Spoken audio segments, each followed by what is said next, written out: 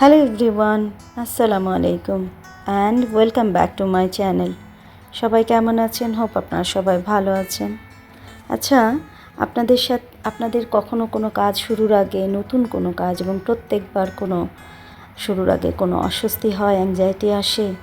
আমার তো খুব আসে। যতই আমি কাজ জানি, যতই কিছু করি, আমার কোনো কিছু শুরুর আগে, নতুন কোথাও যাওয়ার আগে, অপরিচিত কারোর সাথে কথা বলার আগে আমার খুব অ্যাংজাইটি হয়। তো এই অ্যাংজাইটিকে যখন হয়, কোনো সমস্যা আসে, কোনো প্রবলেম আসে, তখন আমার তো হাত পা ঠান্ডা হয়ে যায়। আমার চেষ্টা করার পরে যদি না হয় সেই জিনিসটা, তখন আমার খুব চিন্তা বলতে এক ধরনের অস্বস্তি। আসলে তখন আমি মাঝে মাঝে আমার এত মনে হয় যেন আমি চুপচাপ বসে থাকি, বাট বসে থাকলে আরও খারাপ লাগে। তো এই মুহূর্তে, ওই সময়ে আপনারা কে কী করেন আমি জানি না, আমার খুব জানতে ইচ্ছে করে। তা আমি মাঝে মাঝে ওই সময়টা যখন আমার কিচ্ছু করার থাকে না, অ্যাংজাইটিটা অনেক বেশি হয়ে যায়, তখন আমি প্রচুর দোয়া করতে থাকি। আর সাথে এরকম কিছু হাতের কাছে যা থাকে তা নিয়ে কাজ করতে থাকি। মনে হয় যেন এই কাজগুলোতে টাইম পাস হয়, দোয়া করতে থাকি, একটু ডাইভার্ট করি মাইন্ডটাকে। তো এইভাবে করতে করতে মানুষের যেটা হয় আমার জানা নাই, কিন্তু আমার অনেকখানি রিল্যাক্স আসে, আমি অনেকখানি শান্ত হই, ধীর স্থির হই, মনে হয় ঠিক আছে। কারণ এখন আমি যথেষ্ট, আমার বয়স হয়েছে, আমার দুটো সন্তান আছে, আমি যদি ভেঙে পড়ি তাহলে তাদের কী হবে, এটা যখন মাথায় আসে তখন আমি নিজেকে সামলে নেই। দেখেন, আপনারা হয়তো ভাবছেন কী বলছে এসব আবোল তাবোল, বাট জীবনের একটা গভীর বোধ আপনাদের সাথে শেয়ার করছি। আপনাদের কি করেন, আপনারা ওই সময়টা আপনাদের কেমন লাগে আমাকে নিশ্চয়ই কমেন্ট করে জানাবেন, খুশি হব। আর এভাবে কাজ করতে করতে দেখেন, আমি এক ধরনের ফুড আর্ট বা ফুড ক্রাফট করে ফেললাম। তা মনে হলো আপনাদের সাথে এটা একটু শেয়ার করি, আমার ফিলিংসগুলো জানাই। তো এটা কেমন লাগলো আপনারা আমাকে অবশ্যই জানাবেন, সাথে এও জানাবেন আপনাদের এরকম কোনো সিচুয়েশন আসলে আপনাদের কেমন লাগে, কি করেন, কিভাবে কাটিয়ে ওঠেন, আমাকে একটু জানাবেন, জানালে খুশি হব, শেয়ার করবেন। আর প্রত্যেকটা মানুষের জীবনে নানান কিছু না কিছু হয়, আমি জানি। আমার জীবনে মনে হয় যেন আমারটা সবচেয়ে বেস্ট আদার্সদের থেকে। তো দেখেন কি সুন্দর একটা ফুড আর্ট তৈরি করলাম। যখন এটা আমি করতেছিলাম এবং লাস্টে এটা দেখছিলাম, তখন মনটা অনেকখানি রিল্যাক্স হলো। মনে হলো যাক, অ্যাংজাইটিটাকে নন প্রোডাক্টিভভাবে না করে প্রোডাক্টিভ একটা কাজে পরিণত করেছি। মনে অদ্ভুত একটা আনন্দ চলে এসেছে।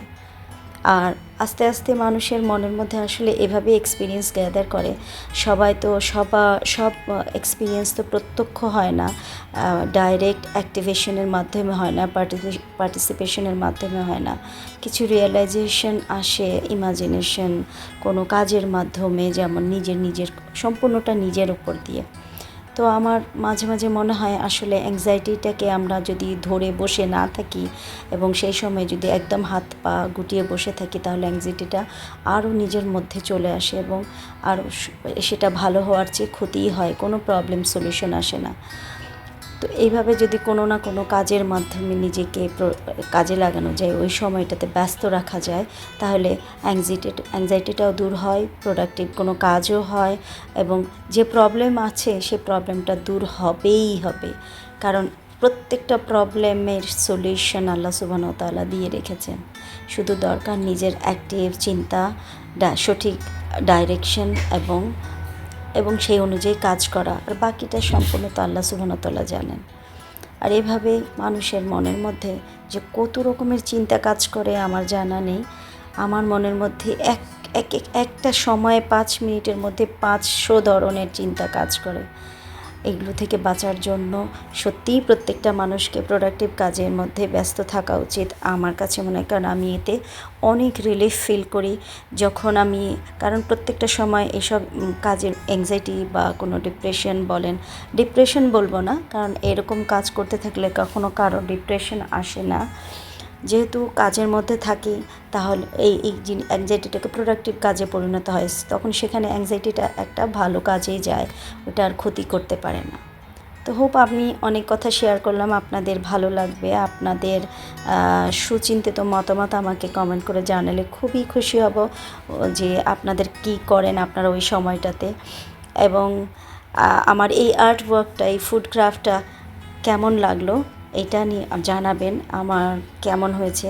এবং খুব ভালো লাগলে আমার চ্যানেলটা এই ভিডিওটাতে একটা লাইক দেবেন, আমার চ্যানেলটিকে একটু সাবস্ক্রাইব করবেন, কমেন্ট করে জানাবেন। পরবর্তী কোনো ভিডিওতে আবার হাজির হয়ে যাব, সেই পর্যন্ত আপনাদের জন্য রইল অনেক অনেক দোয়া ও ভালোবাসা। আমাদের জন্য দোয়া করবেন। সবাই ভালো থাকুক, সমস্ত মানুষ ভালো থাকুক, সবার প্রবলেম সলভ করে দিই, সবাই অ্যাক্টিভলি থাকুক। Health is wealth. অ্যাংজাইটিকে কেউ কখনো সিরিয়াসলি নেবেন না।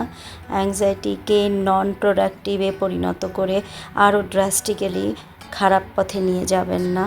অ্যাংজাইটি যখন আসে তখন সেটাকে কোনো না কোনো প্রোডাক্টিভ কাজে পরিণত করুন, সেটা তা যত ছোট সামান্যই হোক। হোপ আপনাদের সবার ভালো লাগবে এবং আপনাদের উপকারে লাগবে আমার কথাগুলো। আবার দেখা হবে, সেই পর্যন্ত আল্লাহ হাফিজ।